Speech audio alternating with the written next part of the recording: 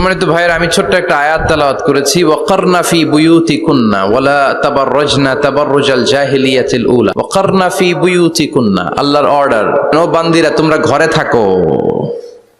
কই থাকো? ঘরে। আর আপনারা থাকবেন কই? বাইরে। নারী যদি ঘরে থাকে, আমরা কই? বাইরে। এটাই হচ্ছে সিকোয়েন্স। পুরুষরা থাকবে বাইরে, নারীরা ঘরে। পুরুষরা প্রয়োজনে ঘরে যাবে আর নারীরা প্রয়োজনে বাইরে যাবে, ঠিক কি না? এজন্য রাব্বুল আলামিন বললেন, ওয়াকারনা ফি বুয়ুতিকুন্না ওয়ালা তাবাররাজনা তাবাররুজাল জাহিলিয়াতিল উলা। ও আমার বান্দারা, ও আমার বান্দিরা, তোমরা ঘরে অবস্থান করো, ঘর থেকে বের হবে না প্রয়োজন ছাড়া। আর জাহিলি যুগের নারীদের মতো নিজেদের সৌন্দর্যকে প্রকাশ করে বের হবে না। কথাটা কার? বলো, কথা কার? আল্লাহর বাণী। আমার বান্দিরা, তোমরা ঘরে অবস্থান করবে, আর জাহিলি যুগের নারীদের মতো নিজেদের বিউটি, সৌন্দর্যকে এক্সপোজ করবে না, দেখিয়ে বেড়াবে না। ঘরের মধ্যে তোমাদের অবস্থান, তার মানে নারীর মূল আবাস কেন্দ্র হলো ঘর। পুরুষ থাকবে বাইরে। পুরুষ কাজ করতে যাবে, চাকরি করতে যাবে, সমাজে নেতৃত্ব দিতে যাবে, রাতের বেলা বিশ্রামের জন্য ঘরে আসবে। আর নারী সারাদিন সারা সময় ঘরে থাকবে, ডাক্তারের কাছে যাওয়ার জন্য ঘরের বাইরে যাবে, জরুরি প্রয়োজনে ঘরের বাইরে যাবে, ঠিক কিনা? তাহলে ঘরটা বেসিক্যালি নারীদের। ঘর নারীদের দখলে আর বাহিরটা আমাদের দখলে। এটা হচ্ছে আল্লাহর দেয়া সিকোয়েন্স। সুবহানাল্লাহ পড়েন। কিন্তু নারীরা এখন ঘর থেকে বাইরে বেরোতে শুরু করেছে। আল্লাহ সিকোয়েন্স দিলেন, নারী থাকবে ঘরে, পুরুষ বাইরে। আমরা উল্টায় ফেলছি, এখন আমরা থাকি ঘরে, নারীরা চলে গেছে বাইরে। এজন্য জ্বালা যন্ত্রণা ফ্যামিলির ভিতরে বেশি না কম? আমি বলে থাকি যে নারীরা দুই জায়গায় খুব বেশি যায়, হুমড়ি খেয়ে পড়ে। এক যায় বাজারে, দুই যায় মাজারে, ঠিক কিনা? মাজারে যায় অনেক, ছেলে নাই মেয়ে নাই, ভাবে যে মাজার থেকে সন্তান পাওয়া যায়। এরকম আছে না নাই? রব্বুল আলামিন বলেন, ইয়াহাবু লিমান ইয়াশাউ ইনাসা ওয়া ইয়াহাবু লিমান ইয়াশাউ যুকুর আও ইউযাওয়িজুহুম যুকরানা ওয়া ইনাসা ওয়া ইয়াজআলু মান ইয়াশাউ আকীমা ইন্নাহু আলীমুন কাদির। তিনি যাকে চান তাকে মেয়ে দেন। আগে মেয়ের কথা বললেন, আগে ছেলে বলে নাই। তার মানে মেয়ের ভিতরে বরকত বেশি না কম? বেশি।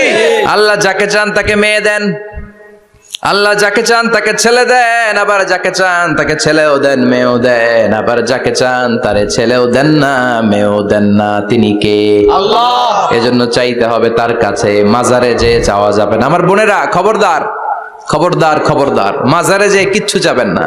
মাজারে তো আপনাদের যাওয়ারই দরকার নাই, কারণ নারীদেরকে কবরের সামনে যে কবর জিয়ারত করতে নিষেধ করেছেন মুহাম্মদ সাল্লাল্লাহু আলাইহি ওয়াসাল্লাম। কারণ নারীরা দুর্বল চিত্তের অধিকারী হয়, রক্ত দেখলে ভয় পায়, পায় না? জি। আমরা ভয় পাই? আমরা তো জবাই করি, আমরা কুরবানির সময় আল্লাহু আকবার, রক্ত দেখলে আমরা ভয় টয় পাই না। নারীরা রক্ত দেখলে ভিড়কে ওঠে, ওরা ভয় পায়। এজন্য পৃথিবীর কোন দেশের সেনাবাহিনীর প্রধান, চিফ ইন মিলিটারি, আপনি নারী দেখাতে পারবেন না। পৃথিবীতে এতগুলো দেশ, কোন দেশের সেনাপ্রধান নারী আছে? থাকলে আমারে জানান। কোন দেশের বিচারপতি নারী আছে? নাই। কারণ এই ডিসিশন গুলো নিতে হলে অনেক বড় মাথা লাগে, অনেক সাহস লাগে। কিন্তু নারীরা রক্ত দেখলে ভয় পেয়ে যায়। সুবহানাল্লাহ পড়েন। কি ব্যালেন্স আল্লাহ করে দিলেন। এই জন্য খবরদার, মাজারে যেয়ে কিছু চাওয়া যায় না।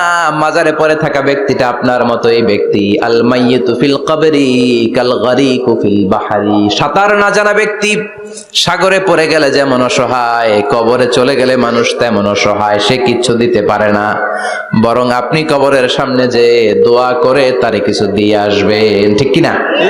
কথা বুঝতেছেন? এজন্য মায়েরা, বোনেরা, আবার বলি, খেয়াল করে শুনবেন, মাজারে যাওয়া যাবে না, মাজার কেন্দ্রিক হওয়া যাবে না। চাইতে হবে কার কাছে? আল্লাহর কাছে। দিতে পারে একজন, তিনি কে? আল্লাহ। কেউ যেটা দেখে না দেখে কে? আল্লাহ। কেউ যেটা শুনে না শুনে কে? আল্লাহ। কেউ যেটা পারে না পারে কে? আল্লাহ। এজন্য চাইবো কার কাছে? আল্লাহর কাছে। 24/7 সব সময় দেওয়ার জন্য ধন ভান্ডার নিয়ে তিনি প্রস্তুত, কিন্তু আমরা চাই না। এজন্য মায়েরা, যারা এতদিন মাজার কেন্দ্রিক ছিলেন, এই অভ্যাসকে আপনারা পাল্টে ফেলেন। মাজারেও যাবেন না, বাজারেও যাবেন না। জরুরি প্রয়োজনে হিজাব মেনটেন করে বাজারে যাওয়া যেতে পারে, কিন্তু এই কাজটা মূলত পুরুষদের। কাদের? কথা বলেন। এজন্য আল্লাহ বললেন, ওয়াকারনা ফি বুয়ুতিকুন, নারী তোমরা ঘরে থাকো। কিন্তু ঘরে না থেকে এখন বাজার কেন্দ্রিক, মাজার কেন্দ্রিক, ঘরে থাকতে চায় না। ঘরেই যে আল্লাহ কত দায়িত্ব দিয়েছে নারীদের। এক একটা ঘর এক একটা ফ্যামিলি, এক একটা ফ্যামিলি এক একটা ইনস্টিটিউশন, প্রতিষ্ঠান। আর এই প্রতিষ্ঠানের এমডি, ম্যানেজিং ডাইরেক্টর হচ্ছে এক একটা মহিলা। চিল্লা এখন ঠিক কিনা? রব্বুল আলামিন নারীদেরকে ঘরের এমডি বানালেন, বাড়ির এমডি, ম্যানেজিং ডাইরেক্টর। অনেক কিছু ম্যানেজ করতে হয়। ফুড ম্যানেজমেন্ট জানা লাগে, কুকিং ম্যানেজমেন্ট জানা লাগে, রেয়ারিং আপ দ্য চিলড্রেন জানা লাগে, ডিপ্লোমাসিও জানা লাগে। কেমন করে রান্না করবে এটা জানতে হয়, কেমন করে ঘরকে ক্লিন রাখবে জানতে হয়, কেমন করে ছেলে মেয়েকে লালন পালন করতে হবে জানতে হয়, কেমন করে স্বামীর মন জুগিয়ে শাশুড়ির মন জুগিয়ে চলতে হয় সেটাও জানতে হয়। এটার বলে ডিপ্লোমাসি।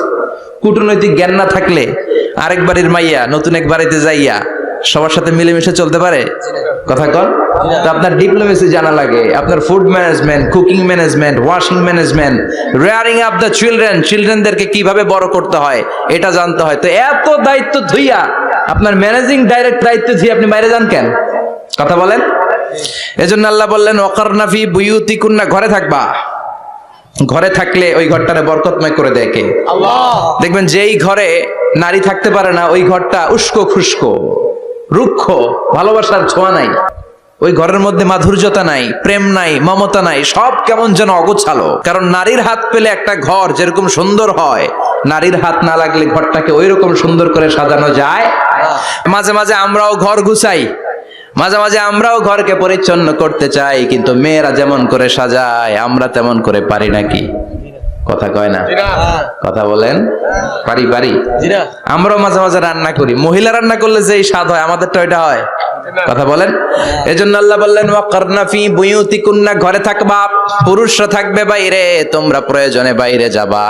আর পুরুষরা রাত্রি বেলায় বিশ্রামের প্রয়োজনে ঘরে আসবে। কার কথা? কার কথা? আবার আল্লাহ নারীদেরকে বললেন চোখ নামাও, আমাদেরকেও বললেন চোখ নামাও, তাদেরকেও বললেন চোখ নামাও। ওয়াকুল্লিল মুমিনাতি ইয়াগদুদনা মিন আবসারিহিন, ও নবী নারীদেরকে বলেন তারাও যেন পরপুরুষ দেখলে চোখ নামিয়ে রাখে। ওয়াহফাজনা ফুরুজাহুন্না, তারা যেন তাদের প্রাইভেটসকে হেফাজত করে। ওয়ালা ইউবদিনা জিনাতাহুন্না ইল্লা মা যাহারা মিনহা, দেহের সৌন্দর্য যেন বের না করে দেয়। ওয়ালিয়াদরিবনা বিখুমুরিহিন্না আলা জুয়ুবিহিন্না, আর তাদের বুকের উপরে যেন একটা চাদর নামিয়ে দেয়। সুবহানাল্লাহ। ওড়নাটা যেন উন্নত বক্ষটা তারা ঢেকে রাখে। এখন বুকের উপরে ওড়না থাকে না, ওড়না থাকে গলায়। ঠিক কিনা? অবশ্য এইখানে যে বোনেরা আসছে এদের এই সমস্যা নাই, এরা সবাই বোরকা পরে আসছে। এদের আত্মীয় স্বজনের মধ্যে ঝামেলা থাকতে পারে, তো আপনারা যে পৌঁছে দিবেন। ওড়না থাকবে কোথায়? নারীদের বুকের উপরে ওড়না থাকবে, চাদর থাকবে। গলার মধ্যে ওড়না রাখার জন্য বলা হয় নাই। ওয়ালিয়াদরিবনা বিখুমুরিহিন্না আলা জুয়ুবিহিন্না, বুকের উপরে রাখো, নিজেকে ঢেকে রাখো, হেজাব করো। হেজাব করলে নারীর মর্যাদা বাড়িয়ে দেয় কে? আল্লাহ। সম্মানিত বোনেরা, নারী স্বাধীনতার কথা যারা বলে টেলিভিশনে, এগুলো শুনে আপনারা ভড়কে যাবেন না, এগুলো শুনে আপনারা পাগল হবেন না। মনে রাখবেন হেজাব আপনার অধিকার, হেজাব নারীর অধিকার, এটা নারীর সৌন্দর্যের প্রতীক। হেজাব নারীর আভিজাত্যের প্রতীক। হেজাব নারীর সৌন্দর্যের প্রতীক, আভিজাত্যের প্রতীক, তার রূপের প্রতীক। এটা তার অধিকার। চিৎকার করে বলেন ঠিক কিনা? কেমন করে হেজাব দেহ থেকে সরাতে হয়, কেমন করে দেহ থেকে কাপড় নামানো যায়, এটা হইলো শয়তানের মিশন। এটা কি? শয়তান যখন নিষিদ্ধ ফল সাইয়েদনা আদম আর হাওয়া আলাইহিস সালামকে খাইয়ে দিল, সাথে সাথে জান্নাতের কাপড় পড়ে গেল।